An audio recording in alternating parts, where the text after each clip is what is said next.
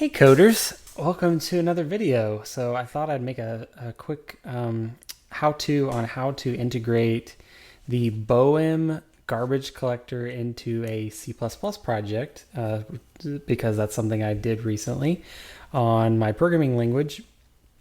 And it's not too hard, but the documentation is a little bit hard to come by, and there's some actual documentation that's a little bit old and contradictory. So I thought it would be maybe handy to just make a quick video about it. And this may not be the way to do it, the only way, obviously, but it's a way, and it worked for me. So let's just get started. So the way that I like to integrate this is statically, so that it doesn't matter what, because I'm distributing a programming language, I don't want to have to worry about what the user would have to install on their operating system. So I want to distribute it with my programming language. So one way to do that is to add a submodule, git submodule add, and then we'll paste the URL, and I'm going to put it in my ext directory. And so that should clone it into our project. And so now it lives alongside some other libraries that I've used, like the HashMap library and the Enigmo regex library, and it's there. And then obviously we want to build it. And, we could cd into the directory and build it by hand, but we want to make it a part of our makefile. Let me just quit this and make sure I have the latest makefile. And so I want it to build an A file, and I believe that it's extbdwgc, and I happen to know it goes in the libs directory, and you could find that out by building it by hand to see what it generates. And in our case, we want the lib garbage collector cpp.a file, and we'll just put this down here. And it's going to be a lot like this one. bdwgc. We're going to run autogen to build the configure script, and then we're going to call configure. But we need a few more switches in here. There. And I'll explain what these are. This is a C++ project, and we want it to override our new and delete operators. So we're going to tell the configure script to enable C++ support. We also want to redirect malloc because I'm using a library that uses malloc a lot, and I don't want to have to rewrite the library. So we'll turn that on. We're going to disable threads because for now Natalie does not have threading. It did for a short period. I pulled it out. Anyway, long story. We don't have threads right now. We're not using the pthread library, so we'll just disable all that. Makes it a lot simpler. And we want it to be statically compiled. We want a .a archive file. And then with position independent code, because of the way our REPL works, we need everything to be position independent. So that's that, and let's just see if that actually builds. I'll run clean. There we go. And that hopefully will do its thing. Okay, that's good. So it built the library, and now we're building the rest of Natalie, our programming language. And let's just go see what's in that directory. .libs. Let me put it at the top here. Oops. There we go. So the file that we wanted was right here. We actually need both. We need this one and this one. And so we need to be able to import the headers, which are in the include directory. We need to be able to see those from our programming language. And in particular, we want this one. So let's work on that. I have to remember exactly how I did that. Okay, yeah. So here, I just want to make a variable that points to that. WGC. And where else do we do that? Yeah, so I want to add that to the include path. So our compiler can see that directory. bdwgc, that's good, that's good. Okay, I think that's all I need there. And we're also going to need to use it in the language, so we're ready for that part. But do I want to do that next? Yep, let's do that next. So value HPP. I'll go and look at our class hierarchy. This is our value type, which is the basis for all of our types. And to use this library with C++, what you want to do is find the header file. This is where the documentation is, and it tells you to inherit from the GC class, and that overrides the new and delete operators. So that's what we want to do. So public GC, and that's going to yell at me because it doesn't know what that is, but I can include GC cpp.h, and now it's happy. Okay, so we want to do that for all of our value types. Array value inherits from value, don't need to do it there, but block, we need to do it here. Public GC. I wish I would have copied that. There we go. Okay, public GC, okay, built-in, nothing. Okay, that's inherited, and EMV is something that's going to need to be traced and collected, so we're going to inherit from GC there. Okay, that one's good, that one's good. Global EMV is a new one. So you're just going to do this on pretty much every class that you want to be traced and collected. Hash values fine, all of these are fine. Methods.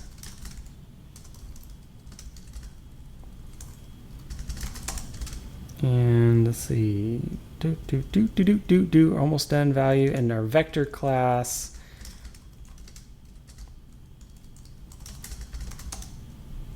And that one's happy. Okay, and that's it. So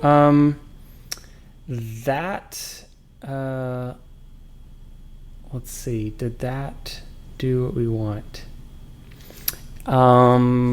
Yes. But how am I going to prove? Well, let's just see. Let's just see if things actually compile. Oh, okay. So in our case, since our language is compiled, I need to tell the compiler itself, our compiler, how to link to that library. Oh, and also how to include the headers in the include path. So we're going to do that. You know, I really don't like how this works. I'm going to redo this. We're just going to say libpaths.join space and put that there. And we're going to redo this a little bit. Libpaths and make this an array. And paste that in. Okay, so the first one, I just need to fix these up really quick. So lib hash map.a, and this one's libonigmo.a. And then we need two more. We need bdwgc and libgc cpp.a. Excuse me. And libgc.a. We need both of those. Okay, and that should hopefully, because we're going to include the include paths here and then the static archive files here. Yes, okay. Well, let's just see if it will compile. This variable is left over from an old implementation, so I'll probably remove that. Okay, syntax error, expected constant. Oh, apparently I forgot something. Some commas.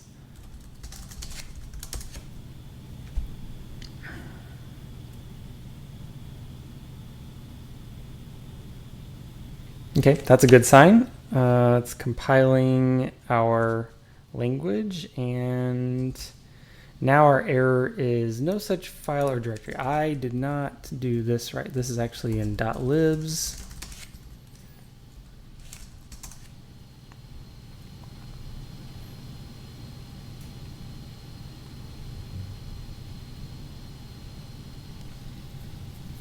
Okay, so it's going to run our test suite, and hopefully we get a bunch of dots. Nope. Okay, I think I know which one that one is. That is our REPL. For our REPL, we're going to need to disable the garbage collector. I'm not going to do that in this video, just because it's kind of special, but it looks like all the rest of our test suite is going just fine, and that's great. So how can I prove that the garbage collector is doing what it's supposed to be doing? One way would be to get usage, get our usage, there it is. So this is a system call I can make on Linux to get the memory usage for my current process. And the only way, well, not the only way, but a good way I can think of to do this would be to integrate it into our language directly. I don't need time. And let's just make a new method on the kernel object that we can call from within our language to get our current usage. So I'm going to paste this in, current usage, and we want it to be a hash. Let's see. Okay, so the who is going to be ourselves, and this I need I need that. Struct our usage.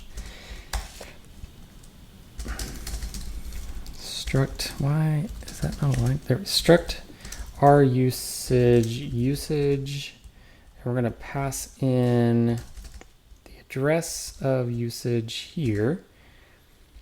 And we need a new hash in our language to store it in. So I'll do hash value, hash equals new hash value e. Okay, and let's paste all that stuff in. Now the question is, I don't care about the time stuff. Can I do this as a regex replace as a substitution? Probably can. So it's going to be everything up to ru underscore. Does it not work? Maybe because I need the other parentheses. Yeah, that's it. Actually, ru in front. Sorry, this is going to be a little painful, but there we go. And then everything after that, I don't care about any of that. So I want to substitute that with hash put string value env, and the string is going to be the name of the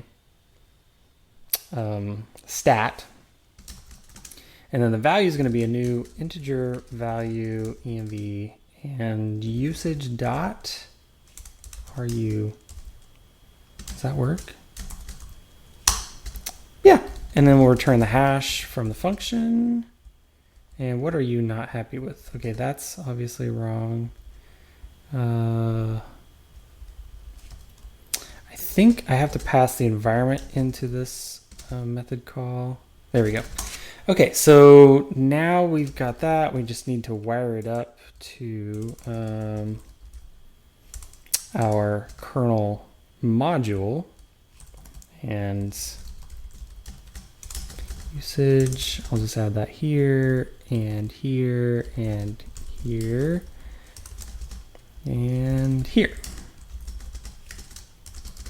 Okay, cool. Now, can I do, if I do make, can I do bin Natalie EP current usage? Will it print the current usage? Yes. Okay, cool. I don't know what this NIV CSW is. Does it say? Involuntary context switches. Cool. I think the only one I care about, what's FLT? Min FLT. Page reclaims. Yeah, max RSS, resident set size. I think that's the one that sort of represents our memory usage. Not that I fully understand all that, but I think we want to see that number staying roughly the same. And what if I write a little script here called usage.nat, and we'll say 1,000 times. Inside of that, do 1,000 times, and we're just going to create a hash with some stuff in it, and we'll create a string, and then we'll print current usage, and we'll do that over and over again 1,000 times and see what happens. Benally usage.nat, and hopefully the number stays roughly the same. And it does. So to me, that means it is collecting garbage. And to prove that we did something, I guess it would make sense for me to rip out. How can I easily do that?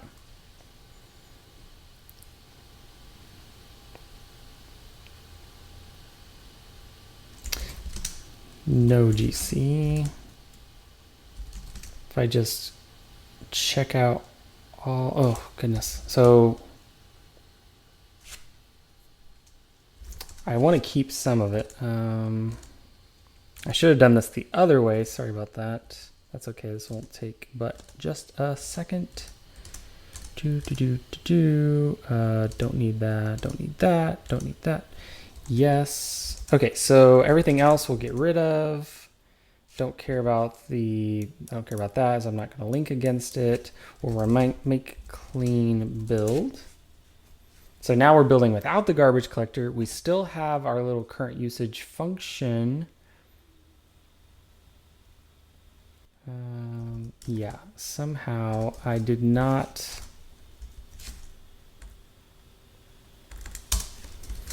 save this header, did I? Okay, now are you happy?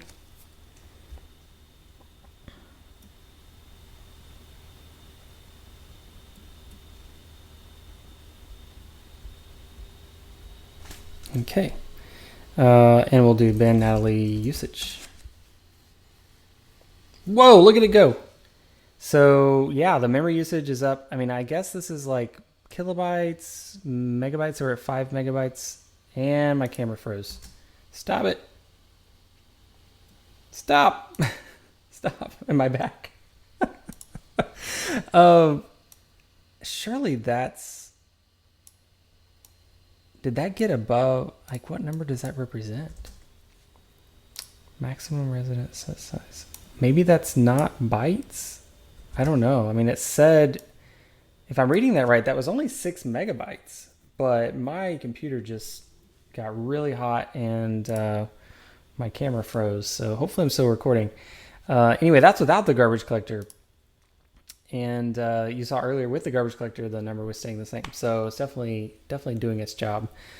Basically just building the Boehm garbage collector library, linking it in to our project, and making our classes inherit from GC class. And wow, it worked really well. So there you go. I hope that you learned something. I hope you found that interesting. I think the most interesting thing was me setting my computer on fire by just not collecting garbage. So thanks for watching. I'll see you next time.